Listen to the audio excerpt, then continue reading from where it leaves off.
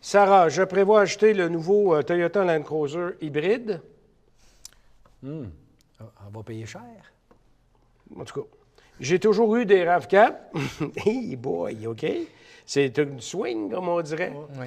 Mais j'aime le style des Jeeps sans vouloir un véhicule américain. On les comprend, on les comprend très bien. Je comprends. Alors, vous pensez quoi de ce modèle? Alors, un Toyota Land Cruiser hybride. Moi, si vous avez vu RPM l'année passée, je l'avais mis dans mes coups de masse parce que pour moi, c'est un véhicule qui est beaucoup trop dispendieux pour ce qu'il offre.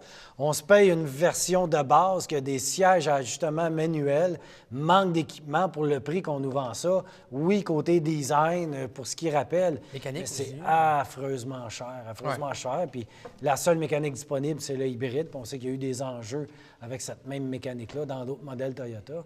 Moi, j'ai un gros bémol sur ce modèle-là, sur le véhicule. Bien, moi, je suis parfaitement d'accord parce que le problème du véhicule, c'est son prix.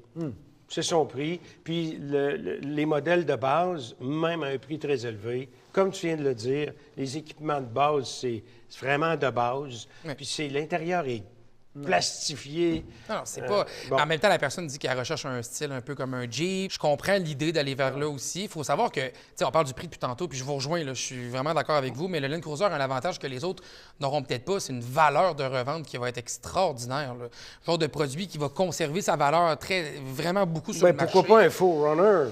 Ben, m'enlève les mots de la bouche, mon cher Pierre, parce que c'est un peu vers là que j'allais aussi. T'sais, tant qu'à être dans le Land Cruiser, d'être dans le hybride chez Toyota, je pense qu'un Forerunner va conserver tous les attributs d'un côté plus jouet 4x4 Jeep, mais garder une bonne valeur de revente oui, aussi. ben oui. Puis un nom qui va peut-être plaire à plus d'acheteurs dans le futur aussi, exactement. moi, je reproche la qualité d'assemblage là, du Forerunner que je trouve décourageante, surtout pour un véhicule à ce prix-là, mais quand même, n'empêche que c'est un véhicule en châssis en échelle, on est capable de remorquer, vous allez avoir des aptitudes hors route, puis ça reste un produit qui va garder une excellente valeur. Moi, j'ai l'impression que le Land Cruiser va faire comme le FJ Cruiser.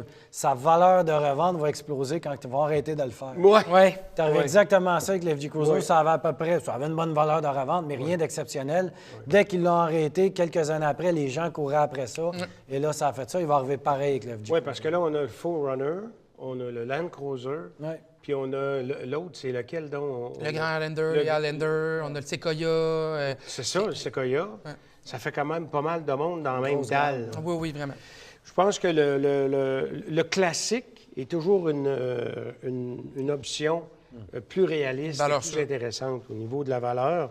Donc, un Forerunner qui a beaucoup de popularité. Ben ouais. La valeur va être là.